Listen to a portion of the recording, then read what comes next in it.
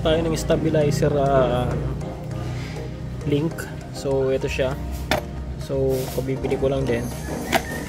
So ito yung stock natin ng BIOS. So bumili tayo ito. So ano daw to siya? Made in Japan daw siya. Ayan.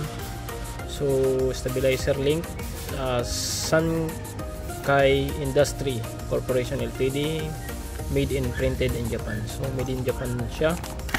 So hindi ko alam kung anong brand nito. Kung ito ba yung brand niya, 555. Kung yan ba yung brand niya or Sankai. Siguro ang brand niya is ito. Ayan, 35. So ayan, dalawa yung binili ko na peraso kasi dapat isa lang yung papalitan natin, yung sa kanan lang. So chinek ko yung doon sa kabila, medyo ano na rin yung rubber niya, medyo damage na din. So nag-decide ako na dalawa na lang yung papalitan ko kabilaan. Ayan, so i-check natin siya, yung quality niya maganda siya. Ito siya, tingnan natin. So bali ito siya, yung sa rubber pa lang, tsaka yung rubber ng stock, ito yung rubber ng stock is matigas siya. Pagdating dito sa made in Japan na to, sa binili natin sa brand na 555 is halos parehas siya, matigas din siya. So yung pinaka bar niya, yung pinaka gitna niya is ito siya. Ayan yung klase niya. Then ito naman siya yung sa stock. Ayan yung sa stock niya, ito. So ito yung sa binili natin ay papalit. So try natin siyang assemblein para mapakita ko sa inyo yung tsura niya pag na-assemble na siya. Okay. Ayan. So magandang klase talaga ito siya. So ito siya. So pag ganyan siya. So dapat pag nag-ano kayo, tandaan nyo lagi na itong washer na ito is pababa siya. Ayan. Tapos ito is dapat ito yung nasa may washer pag ganyan siya. Ayan. Ayan. So ganyan yung itsura niya. Then ito naman pag ganyan siya. Then another washer. Ganyan. Ayan. Ayan yung turning. So yun yung sa upper side niya. Ganyan siya. Ayan. So sa lower side niya naman is ganun din, lagay tayo ng isang washer dito. Balik na siya. Ayan, pag ganyan siya. Then ito. Ayan. And then another washer is para doon naman to sa baba na. Ayan, ganyan siya. Then ito na. Ganyan siya. Then washer. Ayan. Then ito na. Ayan.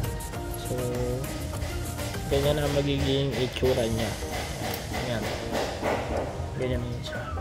So itong may ano na to, itong may isang washer na to dito sa gitna is sa baba siya. Sa baba. Ayan. So bali nakagano. Parang ito siya. Ang posisyon niya is ganyan. Ayan. Ayan siya. So para sa akin is magandang quality. Magandang quality ito na brand na 555. Made in Japan. So para sa akin, recommend ko to kung magpapalit kayo ng stabilizer link at naghanap kayo ng magandang klase, magandang quality ng stabilizer link. Ito, nire-recommend ko to na 555. Ito, kung ano, hanapin nyo na lang yun sa mga auto parts sa inyo, sa lugar nyo, kung meron silang ganitong brand, 555. Ayan. So ito yung brand nya.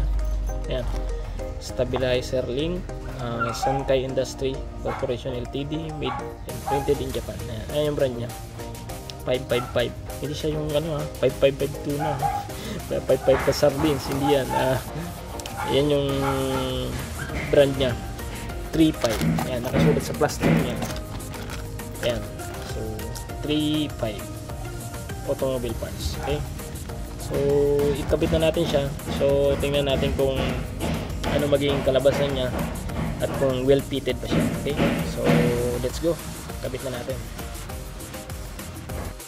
So lagay na natin ito. So alisin muna natin itong nasa ilalim, pero hindi lahat. Itira natin yung isang rubber at isang washer sa ilalim.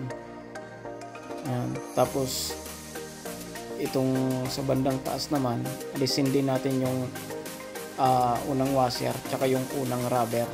Ayan. Ayan. Tapos yan, papasok na yan natin dito. So ayan na, tira nyo yung isang washer tsaka isang rubber sa baba, isang washer tapos isang rubber sa taas. Ayan.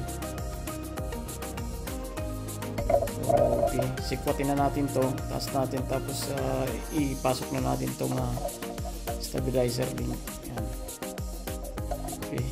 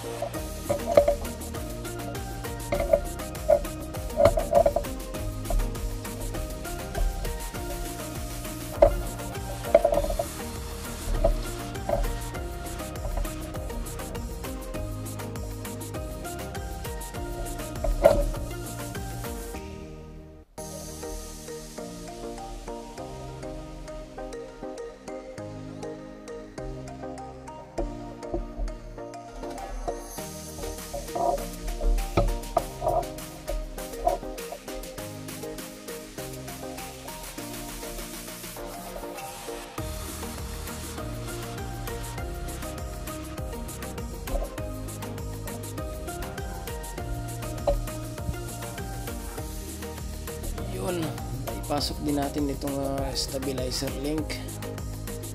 Okay, then pagkatapos nito is lalagay natin yung isang rubber, pero bago natin lagay, alisin muna natin itong nakakalso dito. Nilagyan ko ito ng kalso kasi ang hirap niya itaas, para at least merong alalay. So alisin muna natin to. Okay, alis na. Yan.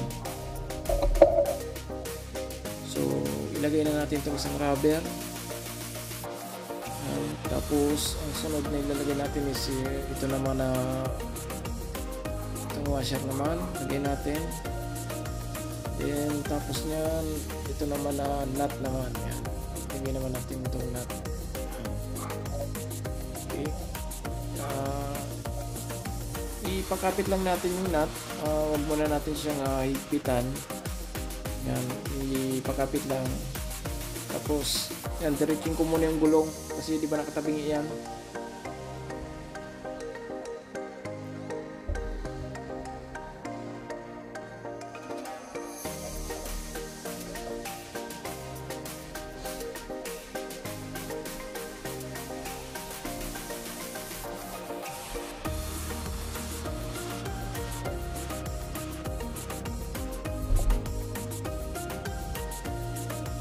So, ayan na, diretso na natin yung gulong. Then, gawin natin is higpitan naman natin itong nut. Pero bago natin siya higpitan is make sure na naka-align yung mga rubber niya. Nasa tamang alignment na siya. Tapos nun is higpitan na natin itong nut niya sa taas. Okay.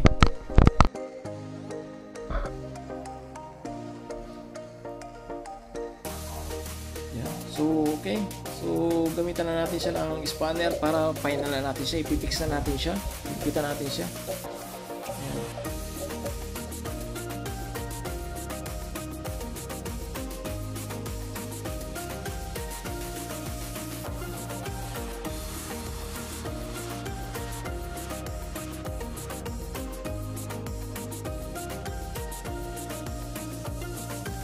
So pagkatapos natin dito sa taas, yung sa baba naman, ilagay natin yung washer tsaka yung rubber nya. So okay, lagay na natin tong rubber. Pero bago ko siya nilagay is, kung nakita nyo, nilagay ko na yung isang washer doon, then rubber, then itong isang washer, and then yung pinaka last na is yung nut nya. Yan, ilagay na natin to, tapos i-fix na natin siya, higpitan na natin. Pero bago nyo siya higpitan ng tuluyan, make sure lang na naka-align na yung mga rubber at saka yung washer nya. Okay, so higpitan na natin. Gamitin nyo yung ano nyo, kung meron kayong impact, mas mabilis, mas madali. Kung wala naman, yung spanner lang gamitin nyo. Bali, habang iniipitan nyo dito sa ilalim, ano nyo din sa taas, pigilan nyo din doon sa taas para meron kayong pang kontra. Kasi pag hindi nyo nilagyan yan ng pang kontra sa taas, iikot lang nang iikot yan, hindi nyo maiipitan. Okay, so ipitan na natin.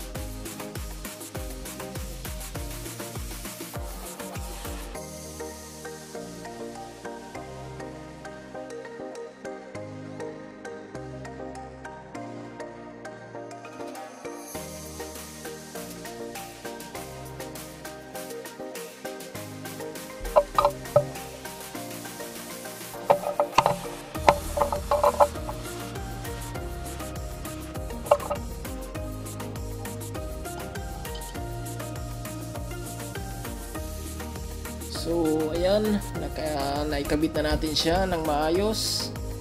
So ready na siya, pwede na siyang gamitin. So kung nagustuhan niyo yung video tutorial guide, palike na lang sa video, share, and kindly please subscribe to my channel. Maraming salamat. Have a safe trip. Bye bye.